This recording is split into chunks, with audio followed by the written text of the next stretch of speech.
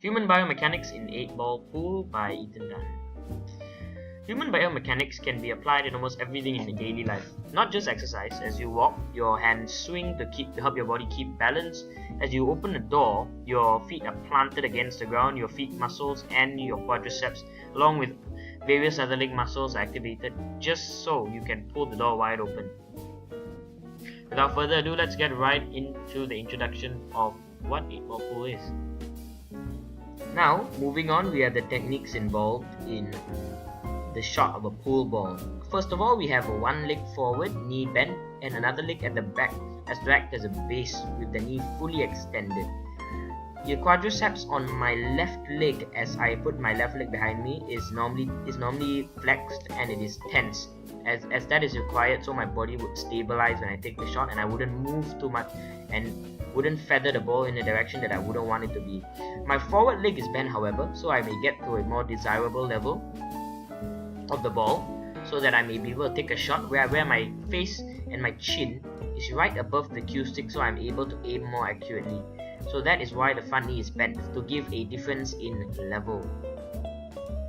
Now we have the video to showcase a shot just as the arm flexes, and I just want to see the movement of the cue stick back and forth as if to simulate the conditions of the shot.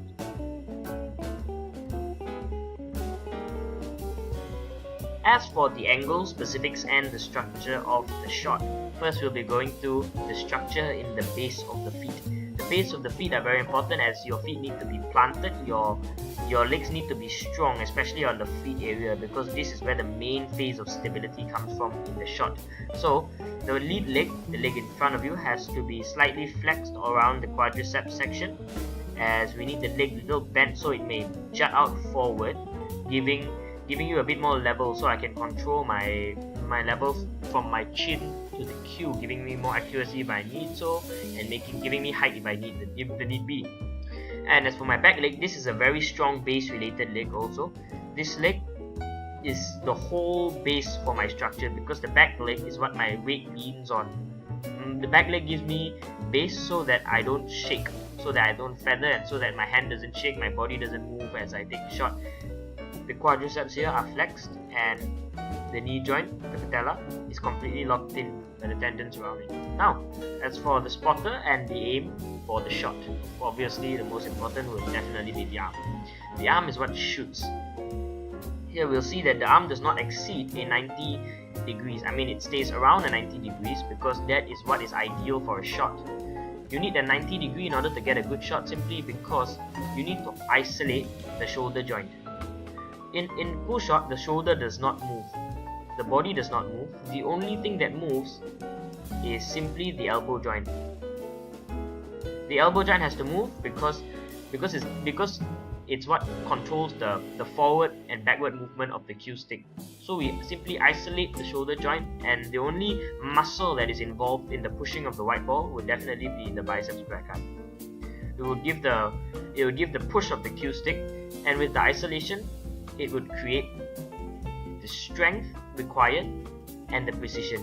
As I'm sure we have learned in the motor unit section, that when there is lesser strength used, there is more precision, because that's how your body trades off the difference between precision and strength. So as we just use a singular muscle, we don't have that much strength in the shot, but we have a lot of precision, and that's what pool is all about.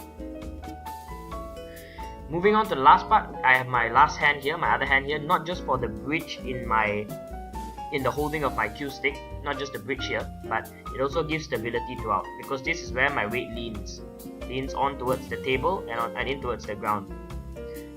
This gives my body a good sense of stability as I am standing. It widens my base, and it gives less feather and less unnecessary movement. That's it.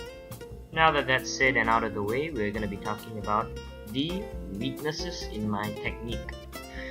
Now I'm going to be going over the two weaknesses that I have personally when it comes to my form in playing pool. I have two big issues that I constantly face. One of them is that I then tend to push my knee too far below, so it gives me a very low level, but the cue stick tends to brush against my chest, as you can identify from over here. You should be able to see my cue stick constantly hitting my chest, and this ruins the accuracy of the shot. It tends to make the ball go a little off course in that sense, because I hit the cue stick in an undesired position. And although it hits the ball just a little bit off course, pool is really a game of nitty bitty grit details. It's all about details. So if the ball just hits it a little bit more to where I don't want it to hit, it could just change the course of the shot entirely. Now secondly, I'm not sure if you can notice this, but it's a very small detail. As I feather my hand, if you pay attention to this hand, as I feather my hand, I have a very bad habit of not keeping my grip strong as I draw the cue backwards. See, I tend to loosen out my grip. See, I tend to loosen out my grip at about here, and then I tighten again. And then I loosen, and then tighten, loosen and tighten. The right way to do it is to just keep it tight the whole way through, because that way it causes the transfer of energy all the way straight to the ball much more efficiently, and it doesn't ruin it, and it doesn't affect the test feather, they call it, when they run the cue straight through the fingers of their bridge.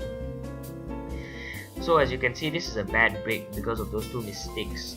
I hit the cue stick against my chest, number one, and number two is that the energy transfer wasn't so good simply because my grip wasn't that of good enough. So here's the bad break. Very little power involved. As for the first biomechanic that we'll be going through would be linear motion, very simply because it's all about momentum. It's all about how far this javelin tosser's hand travels, and that will build more momentum for the javelin to fly forward in the same way it applies with pool.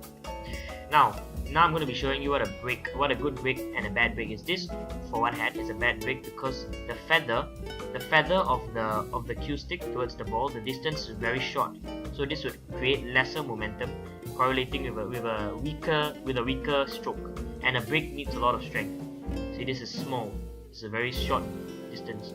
Now this will correlate with a break that will look something like this. See, with the short distance, it will make a very weak break. It's a very bad break. Now on the other hand, this is what a good feather looks like, with more distance creating more momentum. As you can see, the longer distance of feather creates more momentum. It will correlate with a hit and a break that looks something like this. See, the higher distance, bang, it's very high. Now as for the second and the last biomechanical principle we will be going through would be angular motion. Angular motion is all about the rotation of any ball in any ball related sport. This is a very powerful biomechanical factor that could affect and could really set apart the difference between a good pool player and a bad pool player. Let's get right into it.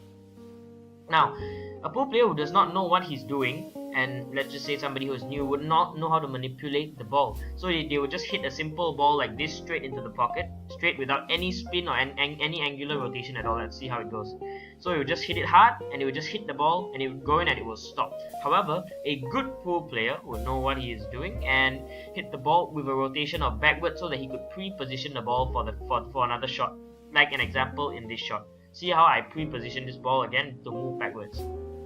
I hit slightly underneath the ball so that the ball runs backwards, so that I can pre-position my white ball to hit in another ball, to get a more dominant and easier position and angle.